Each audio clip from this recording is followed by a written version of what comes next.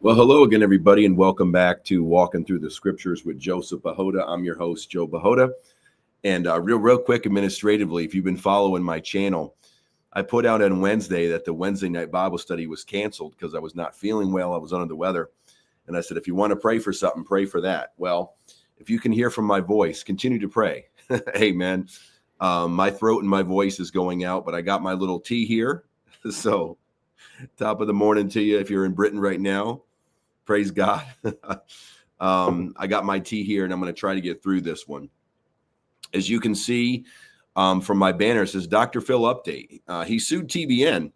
Apparently, he lost, and he deleted some evidence, ? Because I got 3 articles that I want to read to you this morning, some updates on this, and then we're just going to get ahead right into it. But before I do, again, continue to pray for my health because I'm not feeling the greatest. Hence, I got my throat coat tea here. And with some honey in it. So I'm going to try to get through this, number one. And number two, this is actually, in spite of how I feel, this is actually a really good day for me. On November 7th, 1996, it was the day that the Lord saved me and I became a born-again believer. So this is my 29-year anniversary of being saved. 29 years today, I became a born-again believer. So this is my 29-year anniversary of me being a Christian. So this is a great day in spite of how I feel right now. So welcome to my 29-year anniversary, everybody, of being a believer. The Lord saved me in the military, and I was on a training exercise in the middle of Mojave Desert in California. So of all places, the Lord works in mysterious ways, as they say. Hey, Paula, what's happening? So celebrate with me. In spite of how I feel, celebrate with me. Today's a great anniversary of me being saved. And again, continue to pray for my health. All right. With that being said, administratively, I may stop from time to time to take some sips of tea. I may have to blow my nose. It may be a little disgusting, but just bear with me. Okay. Like I said, I'm trying to get through this. All right. So, hey, Aaron, what's happening? So we're just going to go ahead and right into this. Again, this is the update of Dr. Phil. And thanks, Aaron. Appreciate your suggestion there. And as you know, what I try to do is if I do a story, I try to give an update once I find something out. And real quick on this. So this was the original video that I did. And I don't know if you can see this. Let me zoom in a little bit. This is the one I did 4 months ago. It says Dr. Phil sues TBN after filing for bankruptcy. And as you can see, it did pretty well. I had over 9,000 views. But this was 4 months ago. Well, back in October 29th, so about a week ago, 3 articles came out basically saying that Dr. Phil lost. And apparently he allegedly deleted some text messages that were incriminating against him. So we're going to look at this. Now, the fact that he sued TBN, Trinity Broadcasting Network. Now, why did he sue Trinity Broadcasting Network? Well, apparently they were in a partnership together. And they did a startup company together, and the startup company failed. They went bankrupt or whatever. And Dr. Phil sued TBN over that. And I did a whole, thing about this is why is he partnering with TBN? TBN is a cesspool of sin, been a cesspool of sin for a long time. But this is what happens when you got fame and money partnering with fame and money. This is the kind of stuff that happens. Okay. So with that being said, 4 months ago, he filed bankruptcy. He sued TBN, and apparently he lost the bankruptcy case because, again, he did file bankruptcy, but he lost the case. So we're just going to go get right into these articles here. And which one do I want to do first? I guess I'll do this one. So this is from the Hollywood Reporter. It says, Dr. Phil loses trial over his media startup's bankruptcy. A court determined that the TV host Merit Street, that was the name of the startup company that he tried to partner with TBN for. Merit Street Company improperly filed for Chapter 11 bankruptcy to protect his own interests with the intention of paying certain creditors over others. Let me zoom in a little bit more. There we go. So Dr. Phil has lost a trial that will decide the fate of his media startup's bankruptcy, a case that involved allegations that he plundered the company to set up his new venture. U.S. bankruptcy judge Scott Everett on Tuesday. Now, again, this article was written on the 28th of October. Okay, so this is about a week ago now, which would have allowed him to steer the bankruptcy. It will now proceed as a Chapter 7 liquidation. A trustee will oversee the sale of Merit Street's assets, including what's left of its media library, and litigation over whether the TV host swindled. Wow, swindled. These are big words. Swindled Trinity Broadcasting under $500 million, a 10-year deal.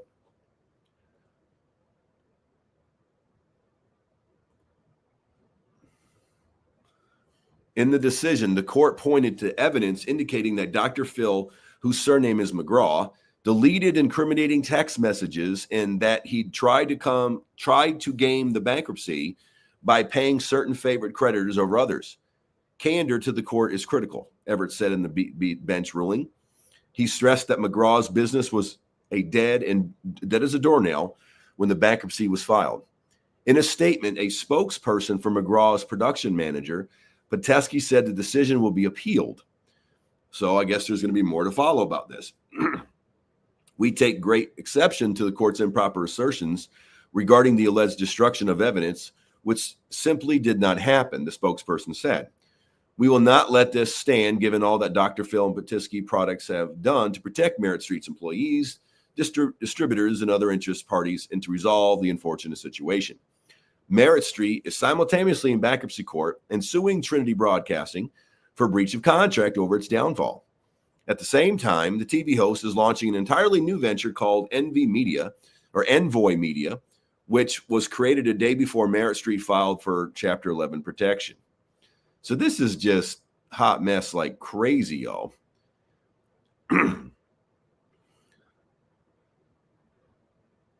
After Merit Street initiated bankruptcy proceedings, Trinity Broadcasting sued the company. The trial determined the legitimacy of Merit Street's Chapter 11 filing. At the heart of the decision, McGraw's plundering of Merit Street is an unusual twist. The TV host conditioned a loan to the company on it winning its lawsuit against Trinity. His production banner, Patesky Products, was the proposed debtor in possession. The case is an anomaly, Everett said, choosing to convert the case to a Chapter 7 litigation since McGraw planned to pay favored creditors and not pay disfavored creditors, as his own text showed that he wanted to do. The creditors include Professional Bull Riders, which has a roughly $181 million in claims. It split from Merit Street last year after missed payments for media right fees, pulling at contacts from the network mid-season. Dr. Phil's Merit Street Media reneged on its agreement with PBR after just 5 months for no valid reason. And then Dr. Phil attempted to skirt obligations in a second time through a bankruptcy scheme the court called an anomaly, the company said in a statement. We're grateful they did not allow it. We look forward to continuing this process, which, thanks to today's ruling, will be overseen by an impartial trustee to recover what we owed by Dr. Phil and his company. When we took the stand last month, McGraw challenges accusations that he improperly filed for bankruptcy, emphasizing that he did everything he could to keep Merit Street running. I'm like the little engine that could, he said. Oh, yeah, of course you are. Referring to the months leading up to the bankruptcy in which Merit Street was starved for cash. I'm doing everything I can to keep Merit up and running. This theory that this was all a ploy to set up Envoy Media is absurd. He added of the decision to file Chapter 11 protection, I didn't make the decision to file for bankruptcy. I capitulated. Among the main issues at trial was alleged maneuvering by McGraw to gain majority control at Merit Street to secure lucrative investments from family and friends at $425 million valuation. See, this is big. This is big business. This is big money, y'all. Relying on that presentation, Trinity Broadcasting increased McGraw's stake in Merit Street via his production banner Patesky to 70% while diluting its own stake at 30%.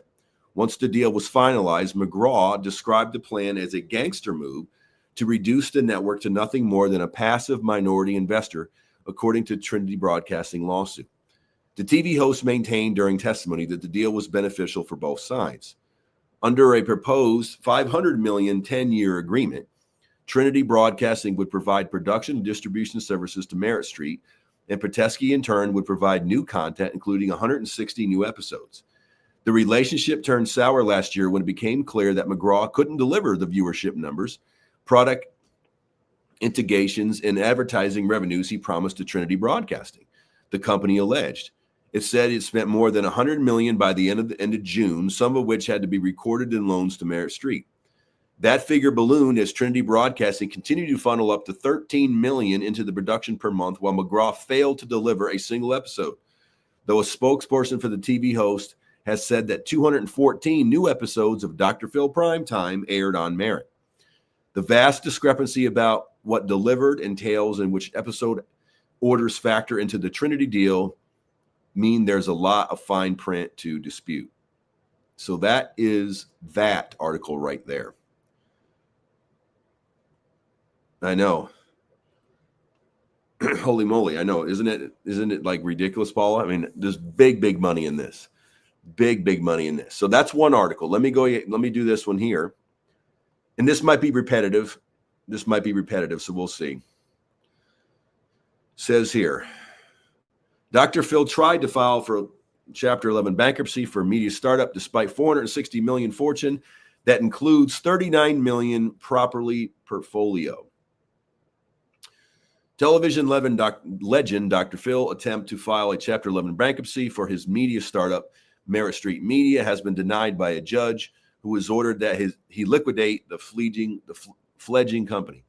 The 75-year-old, whose full name is Philip Calvin McGraw, filed for Chapter 11 for Merritt Street in July to move that he would have enabled him to engineer a path forward for the company. However, Judge Scott Everett has now turned down Dr. Phil's request for Chapter 11, accusing the longtime TV personality of failing to reveal the truth about his company's finances and how they ended up in such a dire state. He stated that Dr. Phil had displayed a lack of candor throughout proceedings, adding that there is no hope of rehabilitation for the TV host's company, adding that he believes Merritt Street was already dead as a doornail when the bankruptcy was filed, according to the Hollywood Reporter, which is what I just read you. Everett ordered that the case be moved to a Chapter 7 liquidation, which will see a trustee placed in control of the sale of Merritt Street's assets, which will be used to pay off companies and creditors that are owed money. The judge made his ruling after it was revealed that Dr. Phil had deleted text messages, which we're going to read that article here in a little bit, in which he laid bare plans to favor certain creditors over others. So this is scrupulous. This is like straight up, like, if this is true, this is like fraud and stuff. The case is an anomaly, Everett said, claiming that Dr. Phil favored creditors and not paid disfavored creditors, which we read before. However, a spokesman for Dr. Phil Production Company told the Hollywood Reporter, "We take great exception to the court's assumptions." Again, we read that. At the time, the initial bankruptcy filing, Merritt Street reported assets between $100 million and $500 million. However, it is unclear what assets remain currently under the company. Launched a lawsuit against Christian broadcasting giant TBN, with Dr. Phil had previously linked a $500 million distribution deal. And again, TBN has basically sued them, saying, but yeah, you never provided the episodes that you said you were going to do. Merritt Street sued TBN for breach of contract, accusing the network of abusing its position as the controlling shareholder. TBN then countersued, levying fraud allegations against Dr. Phil. Again, that was them saying, but you never produced the episodes you said you were going to produce. So Dr. Phil sued them for breach of contract, and TBN countersued Dr. Phil for saying, well, you basically did breach of contract with us, saying because you didn't do your episode you said you were going to do. During the trial, which is ongoing, which again, according to what I just read, apparently Dr. Phil lost. Dr. Phil took the stand to defend his actions, which were called into question, again, whether it revealed that he had launched another new media venture, Envoy Media, which is what I read in the other article, just one day before the Merritt Street Chapter 11 filing. TBN's attorneys have suggested that the bankruptcy case was filed as a means to secure funding for Envoy, allegations that Dr. Phil vehemently denied. Again, I'm like the little engine that could. We already read that before. Under the deal, TBN was meant to handle production and distribution of Merritt Street's content, while Dr. Phil's company would produce new content. However, things quickly went south when Dr. Phil allegedly failed to deliver the content. However, Dr. Phil's company claimed that it was the TBN that failed to deliver production support. So he said, she said going on here. The bankruptcy filings made all the more intriguing when you examine Dr. Phil's extraordinary personal fortune. Here we go. So according to multiple reports, the TV host has amassed an estimated net worth of around $460 million, a hefty chunk of which has been poured into establishing an extraordinary property portfolio that is worth close to $39 million. Here we examine the staggering dwellings that make up his real estate collection and a significant portion of his net worth. So Dr. Phil's Texas mansion. Here we go. So now we're going to get into some stuff here. Let me go ahead and zoom in a little bit more because it is a little small. So I apologize for that, guys. The longtime TV host owns a sprawling abode in Dallas, which is situated in a 1.6 acres and measures 14,719 square feet. So almost 15,000 square foot house. The property offers 7 bedrooms, 8 bathrooms, and 5 baths. Upon entering, guests are greeted with a 25-foot soaring ceiling, stylish crown molding, and marble floors. It boasts 7 living areas, an elegant dining room, and hand-painted walls, a library, 7 fireplaces, and chef's kitchen with marble countertops and backsplash and state-of-the-art appliances. There is also a lavish primary suite with walk-in closet. Elsewhere, there's a full bar, theater room, 500-bottle wine cellar, and a 4-car garage. Outside, there is a large pool and spa and resort style. The TV host picked up the property in 2022 for $13.9 million. Estimates suggest it is now worth about $14 million. So Dr. Phil's collection of California properties. Outside of the Lone Star State, Dr. Phil holds the keys to a 6-bedroom, 8.5 bath abode in Calabasas, California, which he picked up in 2011 for $6.58 million. Realtors.com estimates it's now worth $11.4 million. The home spans a little over 11,000 square feet and is situated on a 3.15 acre lot. The dwelling, which was built in 2006, is surrounded by lush landscaping and features stunning archways on its facade and interior. I feel like I'm reading like the lifestyles of the rich and famous. Remember that show back in the day by Robin Leach? I think that was his name. That's what I feel like I'm reading right now. Upon entering the home, guests are greeted with an open door plan and arched doorways that open to the courtyard. The chef's kitchen comes complete with wooden cabinets, bar seating, and state-of-the-art appliances. The adjacent area is lavish in the primary suite, which features a spacious and chic layout. Amenities include cozy theater room, tennis court, outdoor kitchen with a fireplace to keep you warm during California's chilly nights, and resort-style pool. According to property records, the TV host listed the home in October 2018 for $9.95 million. However, he removed it from the market after just one day. Dr. Phil also has a property in Beverly Hills, which he snapped in 2020 for $10 million, or snapped up for $10 million. Recent estimates place its value to close to $13.6 million. The dwelling, which was built in 2020, boasts 5 bedrooms, 6.5 bathrooms, and almost a little over 6,500 square feet of living space. It features an expansive floor plan and modern touches that add to its elegant interior. All 3 of his homes are registered to a family trust. Oh, of course they are. Of course they are. So, got 3 homes, y'all. Dr. Phil is loaded. Yep. So that's 2. So now let's get, hey, Michelle, what's happening? What's going on? Last article here I'm going to read. Because remember how I said he supposedly deleted some text messages? So Dr. Phil accused of deleting incriminating texts amid bankruptcy filing reports. Now, this is from the USA Today, and this was updated on 31 October. So this is a week old. This is only 7 days old. Excuse me. Again, I apologize. I have a real bad cold, like I said earlier, so please forgive me. But we'll get through this. Amen. I got my tea. I got the Holy Ghost. We'll be good. So let's go ahead and read this article. Again, Dr. Phil accused of deleting incriminating texts amid bankruptcy filing reports. Dr. Phil's bankruptcy proceeding has not gone as planned. So again, we already read this. He failed. They made it a Chapter 7. I don't want to read all this again. And the judge said it was suspicious. I read that again. It says here, the court cited evidence showing McGraw deleted an unflattering text message regarding a gangster move that allegedly incriminated him of trying to avoid paying certain creditors through a Chapter 11 route, Variety reported. So they have evidence that he deleted this. At Tuesday's hearing, the judge said he has never seen a case like this, referring to it as an anomaly according to the outlets. So we talked about what the litigation was about, okay? We talked about Envoy Media. We talked about the Bull Riders. In private messages, McGraw described a gangster move to make Trinity a passively minority investor through a Chapter 11 bankruptcy, according to the court documents obtained by USA Today. Court records state McGraw, i.e. Dr. Phil, planned on taking the money and running instead of following through on his end of the bargain. Well, that means that is fraud, guys.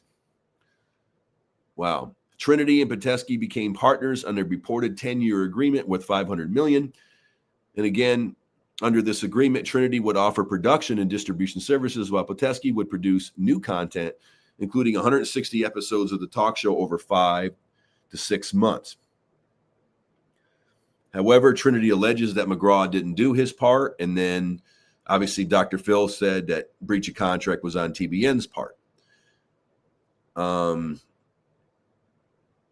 The Christian broadcaster said it spent over $100 million through its own services, as well as offering loans to Merritt Street by the end of June. So this is TBN's side of it, according to Hollywood Reporter. Eventually, it spent $13 million monthly.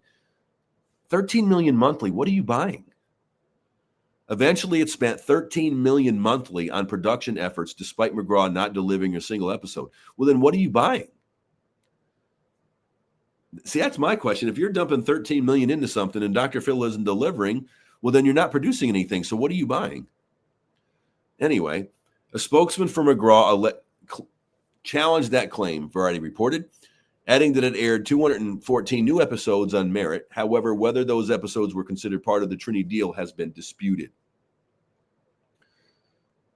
What has Dr. Phil said? The TV star has denied allegations he improperly filed for bankruptcy, aiding he did everything he could to keep Merritt Street afloat. I'm doing everything I can to keep Merritt Street up and running. This theory that this was all a ploy to set up Envoy Media is absurd, he said. So he's denying this. And again, like I read earlier, they're going to appeal this. Okay, it says, said an appeal to Everett's decision will likely be filed, telling Variety that in a statement, we respectfully disagree with the court's ruling and take issue with the comments concerning Dr. Phil McGraw. The judge indicated McGraw believed he was calling the shots, but Everett said candor in the court is critical, which we read. So did he delete text? Did he not delete text? According to the judge, he believed that they did. And according to this article, they said they had evidence that he did. And in doing so, basically trying to, basically hose TBN. So, yeah, interesting.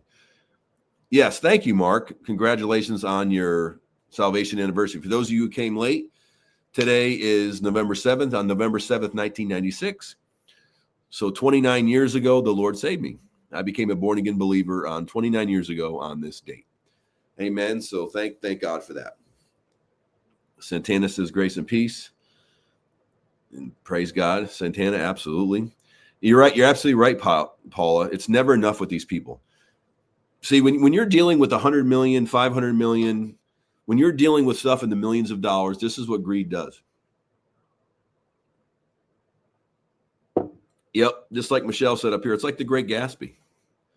Yep. Well, it's not the great. I'm sorry. That's not what she's saying. This means great to see you. But yeah, it is kind of like the Great Gatsby, isn't it? Where you're just like, it's all about money. It's all about the image. It's all about the brand. It's just crazy. Yeah, Philip Anthony Mitchell, he is partnering with TBN now too. Yeah, I saw that. I reported that a couple months back. Yeah, Philip Anthony Mitchell, after he went on Daystar, then he partnered with TBN. So he's basically hooked up with both of them in some form or capacity. Yep. Philip Anthony Mitchell. Yep. He's been on Daystar about 2 or 3 times, and now he's partnering with TBN, and he comes on like on Sunday mornings or whatever. Yep. He partnered with TBN too. Yep. TBN is a bunch of false preachers. Yep. So's Daystar. So's the Word Network. So's Inspiration Network. They're all bad. They all platform all the bad ones. Every single one of them. I got my tea, y'all.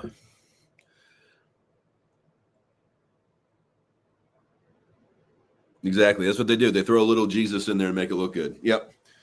But, Daystar, TBN, Word Network, Inspiration Network, they're all garbage. They're all garbage. Very, very, very bad. Which is why I'm not going to say I don't know why. Which is why if I were Dr. Phil, I never would have partnered with TBN in the first place. But again, this is big money, and big money is going to do what big money does. So it's not about wise decisions or good decisions. It's just about rich people partnering with other rich people. And now you have a he said, she said of no, Dr. Phil sued TBN for breach of contract, and then TBN countersued for saying, well, you never provided the episode, so you basically did breach of contract with us. So he said, she said, and they both sued each other. Instead of doing what Christ said in the Bible, and also what the Apostle Paul said in 1 Corinthians about suing each other and all that, we're just going to sue each other because we don't know how to deal with this big money. We don't know what to do with these big money. It's the same. It's just insane. Exactly. When did Jesus talk about building a religious empire? Exactly. He never did, Aaron. He never did. And that's what happens when you have these kingdoms that TBN and Daystar and the Word Network and Inspiration Network has built. Other people want a piece of the pie to partner with that kingdom so they could become an empire themselves, which Dr. Phil has. Ever since he got on Oprah decades ago, Dr. Phil has become a household name himself. Hence, that's why I read to you where that was part of the article, all those homes that he owns. Dr. Phil is mega business. He's his net worth is $460 million. He's almost half a billionaire. So you got half a billionaire partnering with these TBN networks that are probably worth about $1 billion. I know Marcus Lamb, when he was alive, he said Daystar was worth $1 billion. And to your point, it leads to all kinds of major compromise. Absolutely. Absolutely. So you got a guy who's worth $460 million partnering with these companies that are worth millions and millions, if not billions of dollars. This is mega business. That's what this is. There's nothing about Jesus in any of this. This is all mega business. So Dr. Phil sues TBN. TBN countersues. And now the update is Dr. Phil lost. He filed for Chapter 11 bankruptcy, and the judge said, you're now just going to have to just dump it and liquidate it, and now it's going to be a Chapter 7 liquidation. And apparently he's got some incriminating text that he deleted some text basically saying, look, I'm doing this so I can pay off other creditors and not pay off the creditors from Merit Street, which would be fraudulent, but that, according to the text, that's what it said. Yep. You're not going to go in to preach against sin with that much money at stake. Exactly. These people don't want to lose what they got. They don't want to lose the empire they got. Great point. So what are they going to do? They're just going to shut their mouths and keep this train, trying to keep this train running. But when you do that, and when you got billionaires or multimillionaires fighting with other multimillionaires, they're going to go to court and they're going to sue each other, which is what this is. This is the rich suing the rich. There's nothing godly or Jesus in any of this. This is follow the money, y'all. Follow the money. That's what this is. That's what this is.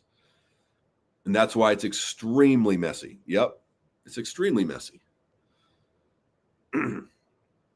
Well, to your point, imagine doing that to the point where you cover up SA. Well, TBN has already been found guilty of that, Aaron. And I did a video about this months ago because Daystar is going through that mess right now. Well, back in 2012, that happened with the granddaughter of Paul and Jan Crouch, and she was SA'd so much, in fact, that the granddaughter got awarded $2 million. TBN was found guilty. So they did cover up the SA according to the lawsuit, and the granddaughter was awarded $2 million. I did a video about that, and I exposed all that. That was back in like 2012. So, yeah, The essay, according to it did happen on TBN. Yep. That's exactly what happened.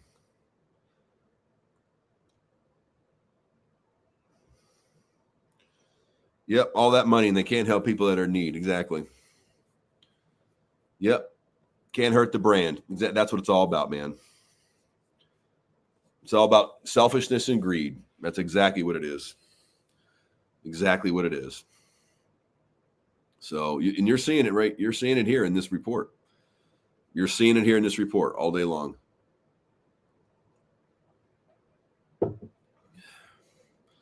Yep, same scenario where grandmother covers it up. Yep, you had it happen in TBN in 2012. And then I think it was like 2024, whatever it was, when it originally happened on Daystar. And now they're still going through the court proceedings or whatever. I don't even know anymore. There's so many stories back and forth. But yeah, basically the same thing that happened on TBN is now happening in Daystar, only about 13 years later. Yep. And the Bible does warn about this stuff. Absolutely. Yep. Yep. Same scenario where the grandmother covers it up. Exactly. But again, in the TBN one, the grandmother was found guilty and TBN was found guilty. And they had to pay the granddaughter $2 million. You want to talk about a family squabble? How about going to that Thanksgiving meal dinner? Hey, you covered up the essay of your granddaughter, and we're going to get $2 million off of you. So happy Thanksgiving. How's that Thanksgiving table, y'all?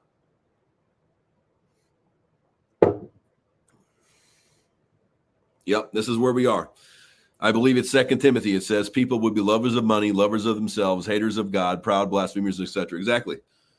That is exactly where we are, Santana. That is exactly where we are.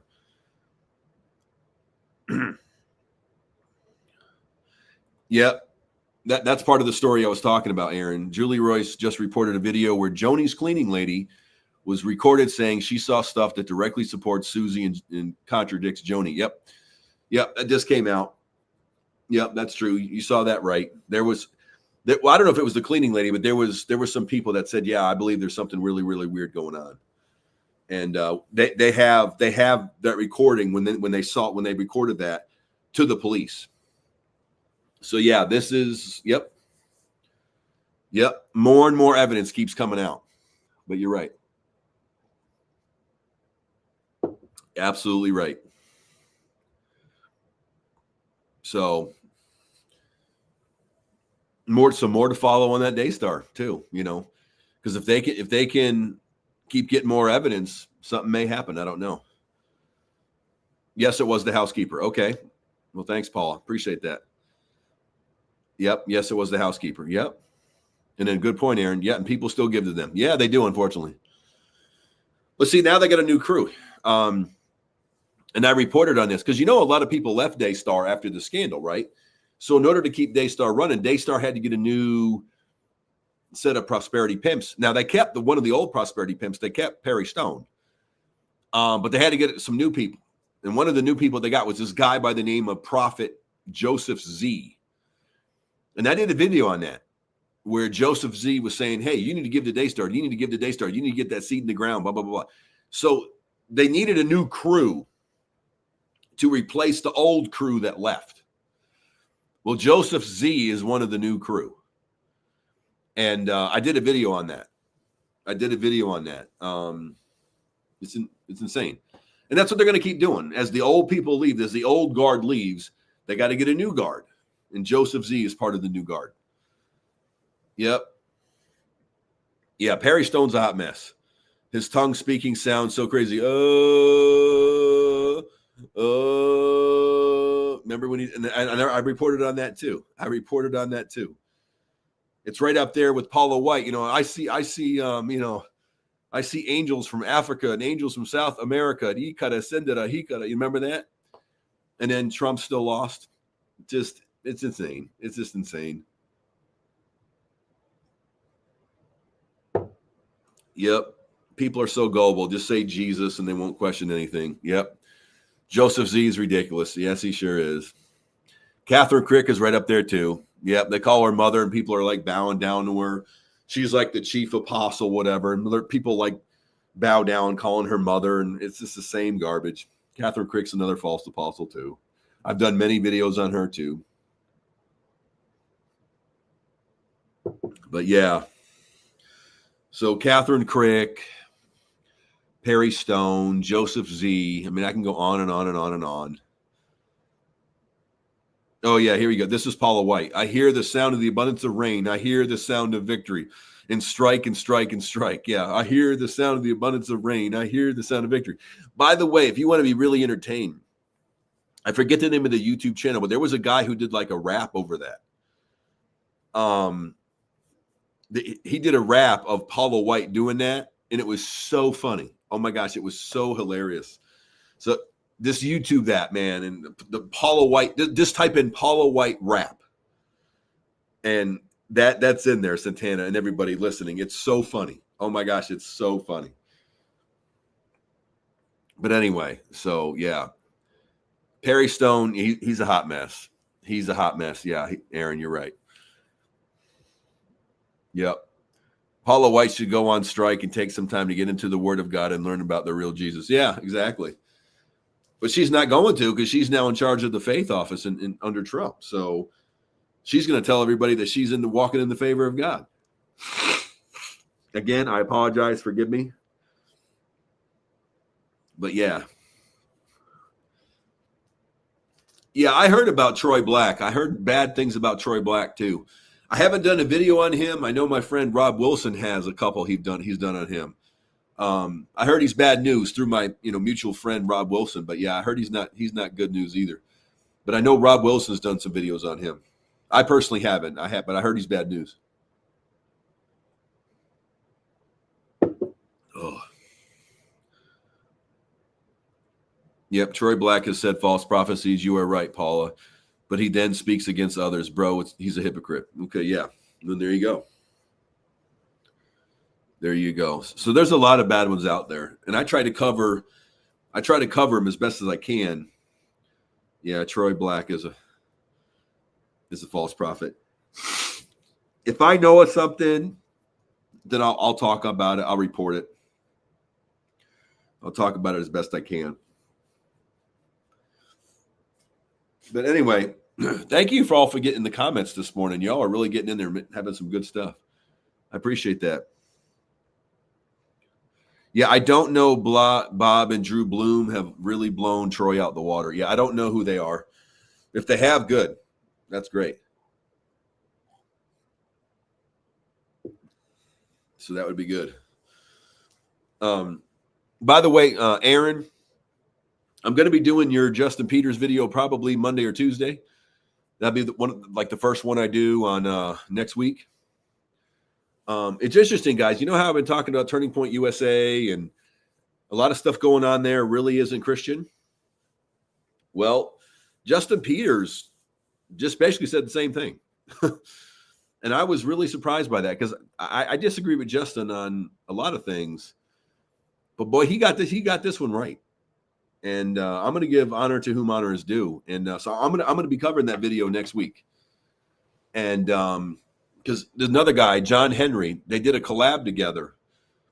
And they got some things right, man. I was like, wow, I was really surprised, because he's part of that Reformed community, the same community that really, really loves them some Doug Wilson, who's very, very, very problematic. But he calls it out. Justin Peters calls it out. He calls out Turning Point USA. And I was like, wow, I was not expecting that. Very, very, very not expecting that. But he did. Justin Peters and John Henry did. And I was like, you know what? Are they getting flack? They probably are. They're getting a lot of flack for speaking against it? They probably are, yeah. Because they're going against their Reform brand. They're also going against white evangelicalism and a lot of Turning Point USA stuff. They're going against that right-wing conservative branch. But they should. And I was very surprised. And it's funny. I never in my life thought I'd be agreeing with Justin. But at the very end, he said almost word for word what I said, or what I have been saying. And I was like, oh my gosh. Me and Justin Peters are like word for word saying the exact same thing. I was like, oh, wow. I never in my life thought I'd be saying that. But yeah, so it's a good video. It's a really good video. Oh, I meant to say Rob Wilson from the Love Agenda. Okay, yeah, the Love Agenda is Rob Wilson. Yeah, and yeah, he's covered a lot of Troy Black stuff. Yep. So yeah, so that's coming down. And speaking of Rod Wilson, I'm also going to be doing this video probably next week as well, Lord willing. We're going to be talking about Mike Signorelli again. He has picked up the Kenneth Copeland, Creflo Dollar, name it and claim it, blab it and grab it teaching. He's now teaching that now. Go figure. So I'm going to use one of Rob Wilson's video, because in that video, Rob Wilson asked, hey, isn't this Kenneth Copeland stuff like refurbished? And yeah, it is. It is, Rob. And so I'm going to be covering that next week too. Mike Signorelli is now teaching basically the name it and claim it, blab it and grab it stuff. Go figure. I'm not surprised by that at all. So yeah. I don't know what NAR is, but I teach NAR Signorelli. Yeah. So yeah, I don't know what NAR is, but I'm going to teach NAR doctrine. Yeah. So that's what we're going to be talking about next week. Okay. Lord willing. Lord willing. Again, continue to pray with me and for me. As you can see, I'm drinking my tea. I still got this really bad cold. So this weekend, I got some yard work I got to do. And then I'm going to try to get some rest. Seriously. But also real quick, what I'm going to do probably on Sunday, I'm going to send out the link to the Discord group. You can join my group. And then what I want to do, I'm going to talk about Israel a little bit. You know, how do we support Israel? Should we support Israel? Who is Israel? Who's not Israel? John Hagee, is he a heretic? Is he not a heretic? How does that apply today? We're going to be talking about all that. And I'm going to have Pastor David Collins on. So what I'm going to do, I'm going to send out the link. Again, Lord willing, depending on how I feel. And then we're going to do that on Discord. That way people can be under my group too. So it's going to serve as two purposes. One, to do that teaching on Israel, but two, to get everybody who wants to be under my group can be in my Discord group. So that's the purpose of that. And I'm going to send it out on my post, like on my channel. But then if I have your email, like I think Paula, I think I have yours, and I know Aaron, I have yours, and other people I have yours. I'm going to send it to you directly on email. Now, again, you don't have to. You don't have to be part of the group if you don't want to. You know, this is just for people who want to. And I'm praying it only gets to about 50 people, and that's about it. Because I just went over 7,100 subscribers. I don't want 7,100 people in my group. This is only going to be for about 50 people or so. I don't want it to be any bigger than that. One, because it just gets too big and I can't keep up with it. Right? But it's going to serve as two purposes. Me and Pastor Dave are going to present that class to you. But also it allows you to get under me, if you will, under my Discord, so you can find me and get in my group. Okay? As of right now, that'll be Wednesday of next week. So that will be in lieu of our Wednesday night Bible study. That is our Wednesday night Bible study. Yeah, Joe, do you have a Discord? Sure do. Sure do. Yep. And like I said, I'll be sending that link out, Santana. It's like, it says something like Joe Bahoda YouTube community group or something like that. What's your Discord? Let me see if I can find it. Hang on. Give me 2 seconds.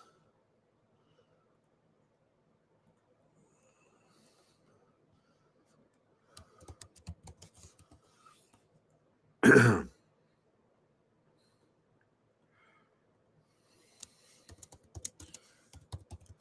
I can log in here, I'll let you know. All right. Yep. Here we are.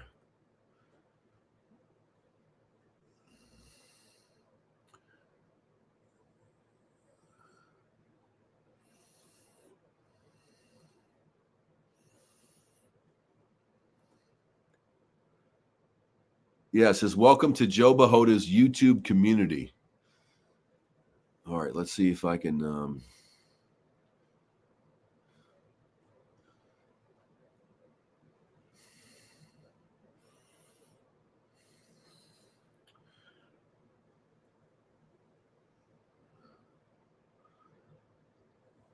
Let's see if I can figure out how to send it to you.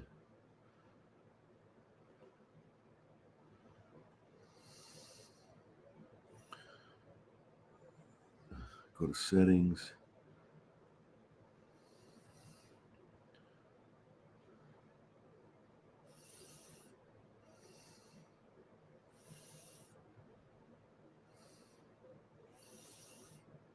Okay.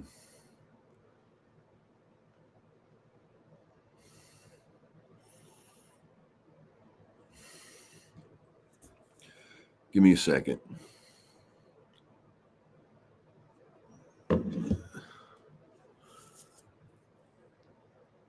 Yes, as I never heard of Discord. Do I just click the link you send? Yes. And then it'll ask you to come on in. It'll probably, maybe, I don't know if it asks you if you have to have an account or not. But then what you do is you sign up, and then you'll click my account. And then once you click my account, then I'll just hit approve, and you'll automatically come in, Paula. It says hit share. Okay.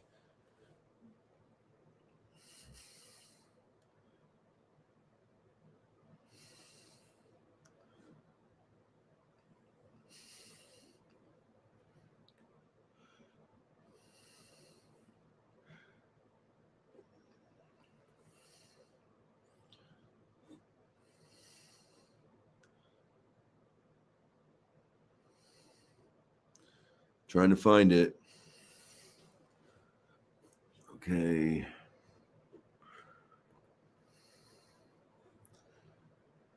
I'm sorry, yo. I wasn't ready for this.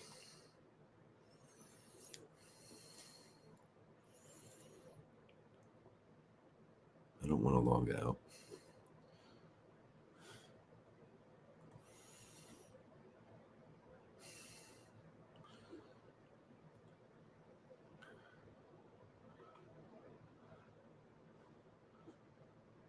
Threads. Logs help.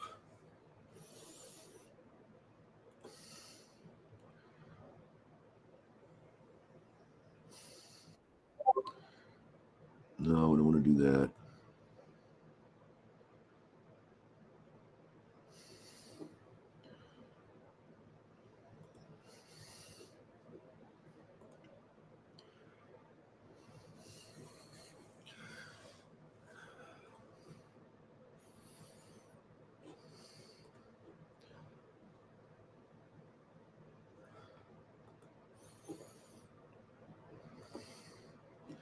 Because I don't want to be in that one.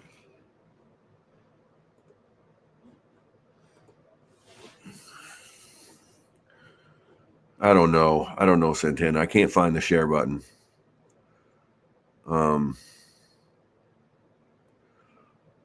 right, let me get off and let me try to figure it out, okay? Because right now I'm going too long. So yeah, let me figure it out, okay? So let me get off here and I'll figure it out and I'll send it out to you guys, okay? All right, love you all guys. Have a good one.